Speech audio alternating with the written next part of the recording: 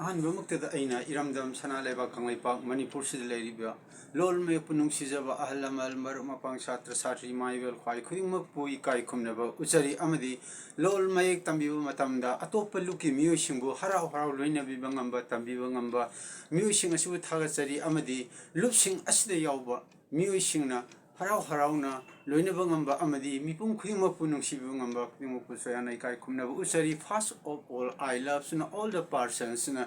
who teach Meitei Mayek and Manipuri language to other persons with sympathy. And I love all the organizations and groups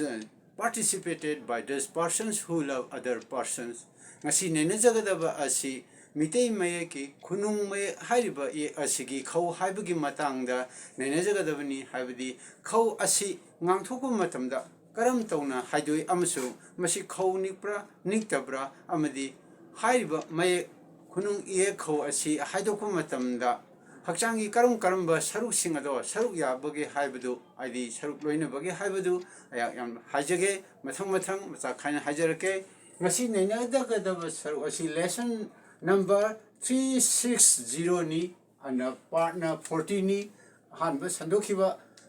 lesson number 359 gi makha tarpani aduna ngasi nenajagadaba si lesson number 360 ni adudi ai mathang mathang hajarake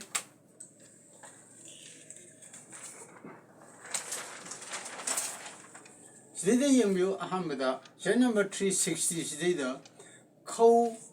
id ks ko manare khau haibasi ks o u khau manisina khonthomni khunung ge id consonant id khau haidokpada khanau larynx ki mawong id khau haidokpada number 1 da khau nikte larynx vocal cord unvibrate and khonjel thokte unvoice hai aduna khau haiba e asi haidokpa matamda madi khonjel thokte amasung khau nikte and khau nitrabani na maje khonjel thokte maramaduna masi mathau karam tawduna sanunga takle ha matangda kang hajage hakchangi karam karamba saruk singda mayek singna utpage haibadu ayungtang hajage si hakchangi saruni hana mamangda sunena jagre se number 2 to 6 ana nena jagre ana sinida khawni te khonjen thokte haibsi thapomidagi tholokpa nungsit ase sidaida khonjel urangban vocal cord sidida nihalama matungda khanauji nikadabani adubu haiba may khaw haiba e sidi haidokpa matamda thapomidagi tholokpa nungsit ase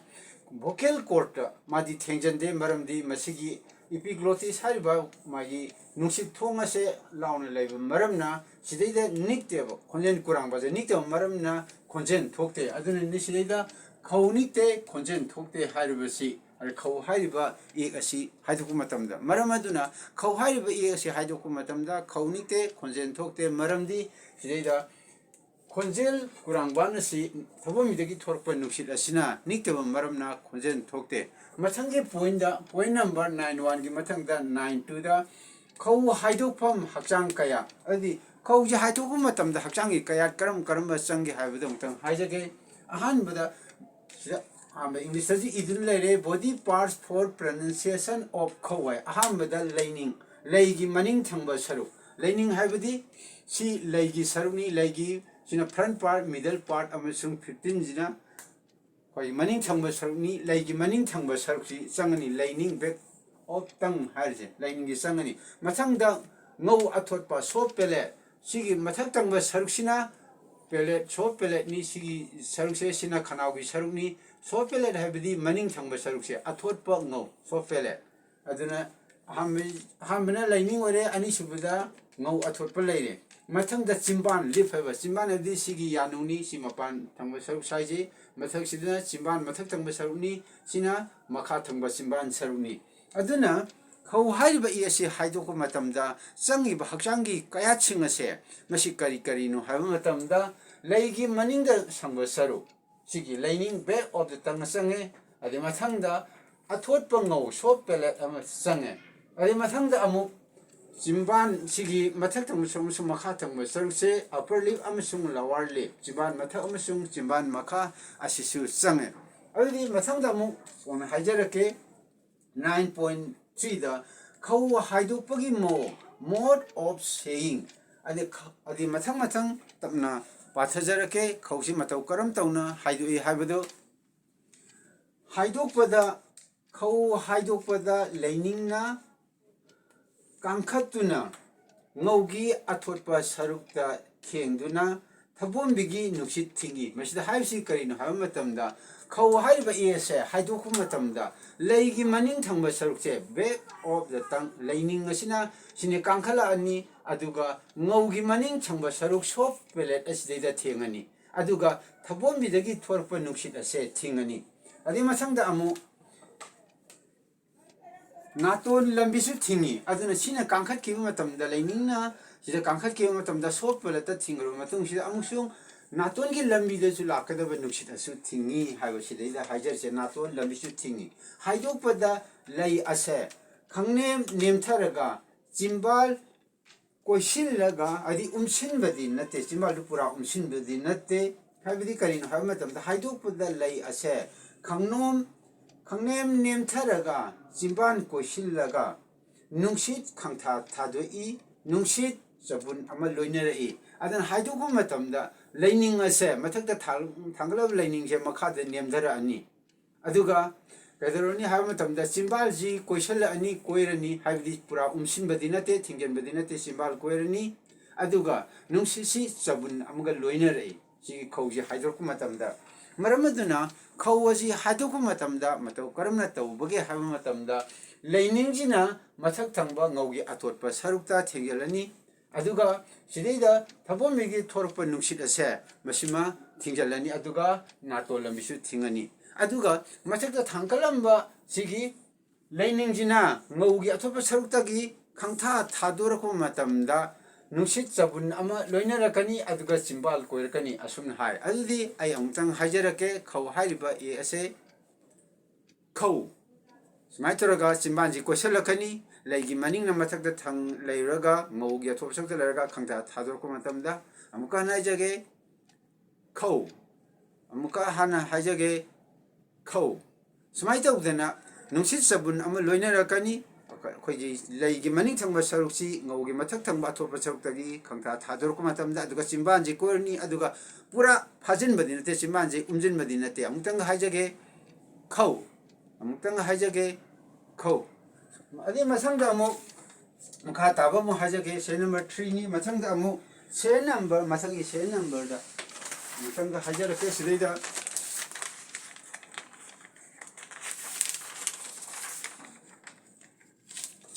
से number 9.4 दा खौगी one थोक definition अदि खौगी one थोक से definition से identification से मसी करम तौना हाइगदे हाइबा तारगदि ममांग दा हाइगिबा सिंगदु नैनजरगा मय असि खौनितबा ngaugi athotpa saruki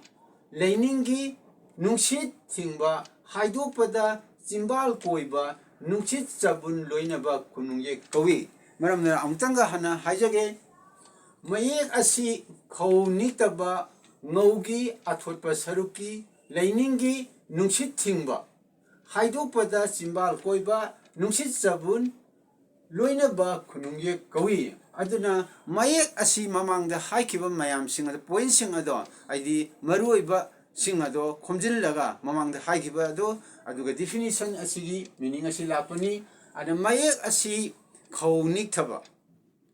masangda mo ngaugi athotpa saruki leiningi haidokpada chimban koiba nungsit chabun loinaba khunungye kawi amukana haijage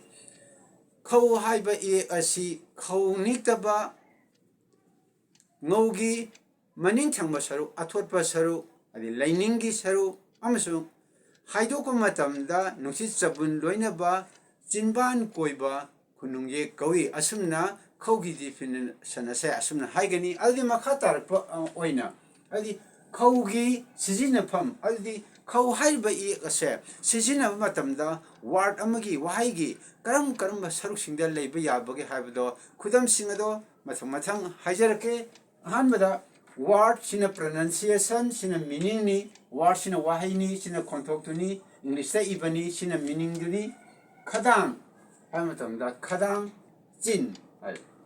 khadang haibise masi selum ma hapiji karino haimatamda arumba ni khadang haibsi mathangda khadang haibisa makhada faina lanam singese ꯑꯔꯨꯝꯕ ꯈꯪꯅꯕꯒꯤꯅꯤ ꯍꯥꯏꯗꯤ level ꯇꯣꯟꯒꯤ ꯃꯈꯥꯗ ꯂꯩꯕ ꯐꯣꯂꯤꯡ ꯇꯣꯟꯅꯤ ꯁꯤ ꯏꯪꯂꯤꯁꯇ ꯆꯤꯟ ꯍꯥꯏꯔꯦ ꯃꯊꯪꯗ ꯑꯃꯨꯛ ꯅꯝꯕꯔ 2ꯗ ꯃꯈꯣꯡ ꯍꯥꯏꯔꯦ ꯃꯈꯣꯡ ꯍꯥꯏꯕ ꯃꯇꯝꯗ his or her leg ꯁꯤꯅ ꯃꯤꯅꯤꯡꯅꯤ ꯁꯤꯅ ꯃꯈꯥꯗ ꯆꯤꯡꯉꯤꯕꯁꯦ ꯐꯣꯂꯤꯡ ꯇꯣꯟꯅꯤ ꯃꯊꯛꯇ ꯍꯥꯏꯈꯤꯕ ꯃꯊꯛꯇ ꯆꯤꯡꯉꯤꯕ ꯑꯁꯨꯝꯅ ꯑꯗꯨ ꯃꯊꯪꯗ ꯑꯃꯨꯛ ꯂꯥꯛ ꯍꯥꯏꯕ ꯃꯇꯝꯗꯤ ꯂꯥꯛ ꯍꯥꯏꯔꯦ 100,000 ꯂꯤꯁꯤꯡ ꯆꯥꯝꯃ ꯍꯥꯏꯕꯅꯤ ꯂꯤꯁꯤꯡ ꯆꯥꯝꯃ ꯍꯥꯏꯕꯅꯤ ꯑꯗꯨꯗꯤ ꯁꯤꯗꯩꯗ ꯁꯤꯖꯤꯟꯅꯔꯤꯕꯁꯤ ꯀꯔꯤꯅꯣ ꯍꯥꯏꯕ ꯃꯇꯝꯗ ꯈꯗꯥꯡ ꯍꯥꯏꯕ ꯃꯇꯝꯗ ꯈꯧ ꯍꯥꯏꯔꯤꯕ ꯏꯌꯦꯛꯁꯦ ꯋꯥꯔꯗ ꯑꯁꯤꯒꯤ ꯋꯥꯍꯩ ꯑꯁꯤꯒꯤ ꯑꯍꯥꯟꯕ ꯁꯔꯨꯛꯇ ꯂꯩꯔꯦ ꯃꯈꯣꯡ ꯍꯥꯏꯕ ꯃꯇꯝꯗ ꯈꯧ ꯍꯥꯏꯔꯤꯁꯦ ꯋꯥꯍꯩꯒꯤ ꯃꯔꯛꯇ ꯂꯩꯔꯦ ꯂꯥꯛ ꯍꯥꯏꯕ ꯃꯇꯝꯗ ꯋꯥꯍꯩꯒꯤ ꯑꯔꯣꯏꯕꯗ ꯂꯩꯔꯦ ꯃꯔꯝ ꯑꯁꯤꯅ ꯈꯧ ꯍꯥꯏꯔꯤꯕ ꯏꯌꯦꯛ ꯑꯁꯦ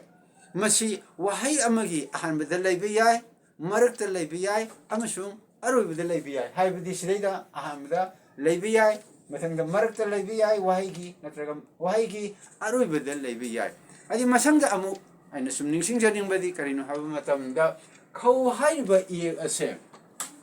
ꯑꯁꯤ ꯍꯥꯏꯗꯣꯛꯄ ꯃꯇꯝꯗ ꯈꯧ ꯅꯤꯛꯇꯦ ꯈꯣꯟꯖꯦꯜ ꯊꯣꯛꯇꯦ ꯑꯗꯨꯗꯤ ꯃꯌꯦꯛ ꯃꯄꯨꯡ ꯃꯌꯦꯛ 18 ꯂꯩꯕ ꯑꯁꯤꯗꯩꯗ ꯀꯔꯝꯕ ꯃꯌꯦꯛꯁꯤꯡꯅ ꯈꯨꯅꯨꯡ ꯌꯦꯛꯁꯤꯡꯅ ꯈꯧ ꯅꯤꯛꯇꯕꯒꯦ ꯍꯥꯏꯕꯒꯤ ꯃꯇꯥꯡꯗ ꯑꯃꯨꯛꯇꯪ ꯍꯥꯏꯖꯒꯦ ꯍꯥꯟꯅ ꯃꯃꯥꯡꯗꯁꯨ ꯅꯩꯅꯖꯈ꯭ꯔꯕ ꯁꯤꯗꯩꯗ ꯂꯩꯔꯤꯕ ꯃꯌꯦꯛꯁꯤꯡ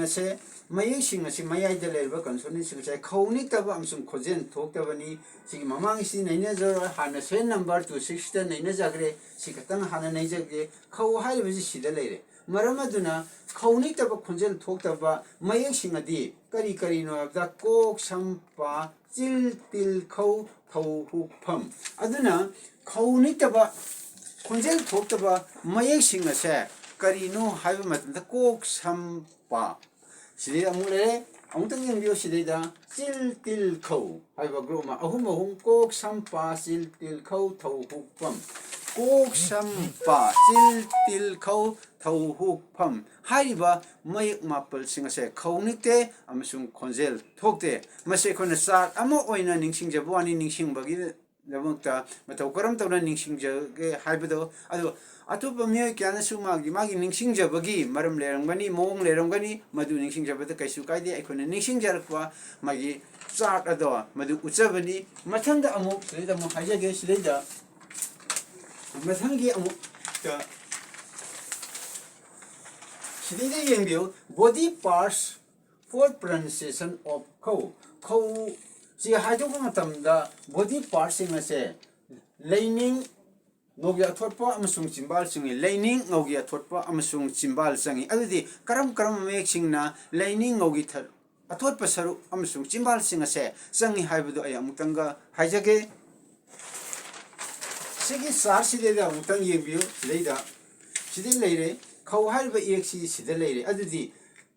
ꯈꯧꯅꯥꯎ ꯆꯤꯟꯕꯥꯜ ꯑꯃꯁꯨꯡ ꯂꯩ ꯆꯪꯕ ꯃꯌꯦꯛꯁꯤꯡ ꯑꯁꯤꯗꯤ ꯀꯔꯤꯅꯣ ꯍꯥꯏꯕ ꯃꯇꯝꯗ ꯀꯣꯛ ꯈꯧ ꯉꯧ ꯋꯥꯏ ꯍꯨ ꯒꯣꯛ ꯘꯧ ꯍꯥꯏꯔꯤꯕ ꯃꯌꯦꯛꯁꯤꯡ ꯑꯁꯦ ꯈꯧꯅꯥꯎ ꯆꯤꯟꯕꯥꯜ ꯑꯃꯁꯨꯡ ꯂꯩ ꯆꯪꯏ ꯑꯗꯨꯅ ꯃꯔꯨꯑꯣꯏꯅ ꯋꯥꯏ ꯑꯃꯁꯨꯡ ꯍꯨꯛ ꯍꯥꯏꯕꯁꯤꯗꯤ ꯃꯁꯤꯅ ꯈꯤꯇꯪ ꯃꯊꯛꯀꯤꯁꯤꯡ ꯑꯁꯤꯗꯒꯤ ꯈꯤꯇꯪ ꯇꯣꯉꯥꯜꯂꯤ ꯍꯥꯏꯕꯗꯤ ꯋꯥꯏ ꯍꯨꯛ ꯒꯣꯛ ꯘꯧ ꯀꯣꯛ ꯈꯧ ꯉꯧ ꯍꯥꯏꯔꯤꯕꯁꯤꯡ ꯑꯁꯤꯗꯩꯗ ꯑꯗꯨꯕꯨ ꯑꯇꯣꯞꯄ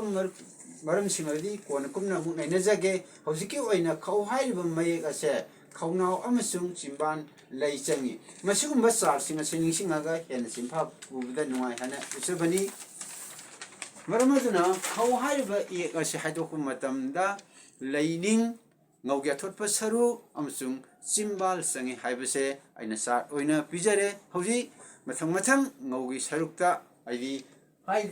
ꯌꯥꯎꯔꯤꯕꯁꯤꯡ ꯑꯁꯤꯗꯩꯗ ꯉꯧꯒꯤ ꯑꯊꯣꯠꯄ ꯁꯔꯨꯛ ꯆꯪꯕ ꯑꯃꯁꯨꯡ ꯂꯩꯅꯤꯡ ꯆꯪꯕ ꯆꯤꯝꯕꯥꯜ ꯆꯪꯕꯁꯤꯡ ꯑꯁꯦ ꯃꯊꯪ ꯍꯥꯏꯖꯈ꯭ꯔꯦ ꯍꯧꯖꯤꯛ